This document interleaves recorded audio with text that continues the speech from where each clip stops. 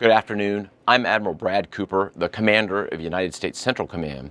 In this capacity, I lead U.S. military forces in the Middle East. I'm here to provide you an update on Operation Epic Fury, now in our 4th day of execution. First, I'd like to express my deepest condolences to the families and teammates of the extraordinary Americans who've been killed in action. And I'd also like to extend our prayers for a speedy recovery to the wounded. Yesterday, you heard from Secretary Hegseth and the Chairman of the Joint Chiefs.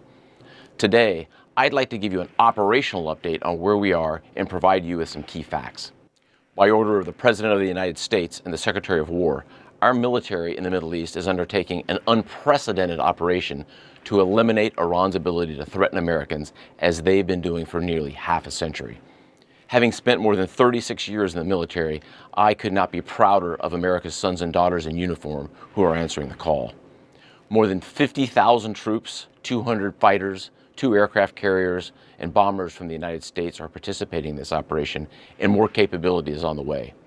These forces bring a massive amount of firepower, representing the largest buildup by the U.S. in the Middle East in a generation. In the opening hours of Operation Epic Fury, U.S. Central Command forces, together with Israel, delivered overwhelming and unprecedented strikes into Iran. Many of you may remember the shock and awe strikes of 2003. The first 24 hours of this operation were nearly double the scale, and we continue with 24/7 strikes into Iran from seabed to space and cyberspace. Now, we're less than 100 hours into this operation, and we've already struck nearly 2,000 targets with more than 2,000 munitions. We have severely degraded Iran's air defenses and destroyed hundreds of Iran's ballistic missiles, launchers, and drones. And in simple terms, we're focused on shooting all the things that can shoot at us. Our B-2 bombers and B-1 bombers have executed uncontested surgical strikes against multiple missile facilities deep inside Iran. And then just last night, a B-52 bomber force struck ballistic missile and command and control posts. We are also sinking the Iranian Navy, the entire Navy.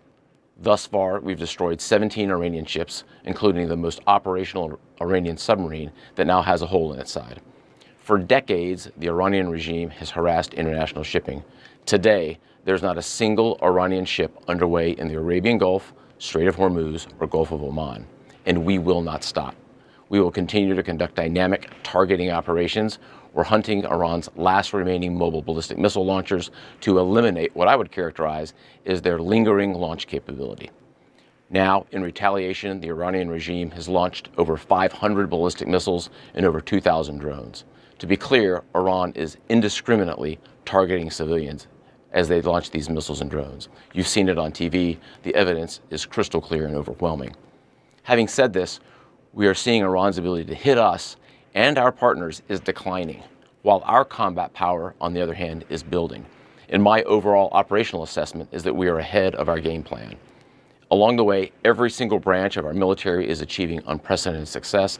I'll talk about just a few of them. Our naval forces have deployed multiple waves of cruise missiles, obliterating Iranian command and control and air defense capabilities. From 2 aircraft carrier strike groups, we're squeezing Iran from the sea and have them backed into their own ports. U.S. air forces are doing what they do best, executing a high volume of airstrikes right into Iran. Operationally, the 2 most powerful air forces in the world, the U.S. and Israel, are dominating the skies of the world's largest state sponsor of terror. Our U.S. Army soldiers are defending ourselves and our partners, and in a historic first, the U.S. Army fired long-range precision strike missiles called PrSMs in combat, providing an unrivaled deep strike capability. Also, for the first time, U.S. Central Command's drone task force, called Task Force Scorpion Strike, launched countless one-way attack drones, achieving massive effects. I'd like to point out these drones were originally an Iranian design.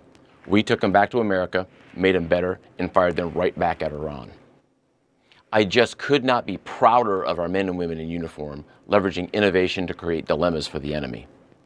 There is no adversary too determined, no mission too difficult for the great soldiers, sailors, airmen, Marines, Guardians, and Coast Guardsmen that make up the most powerful military the world has ever seen. Our military objectives are crystal clear, and our people are executing an immensely complex and historic mission with relentless lethality, conviction, and professionalism. And we've just begun. but I have the utmost confidence that we, alongside our partners, will absolutely achieve our military objectives. To all our warriors, Godspeed. Thanks so much.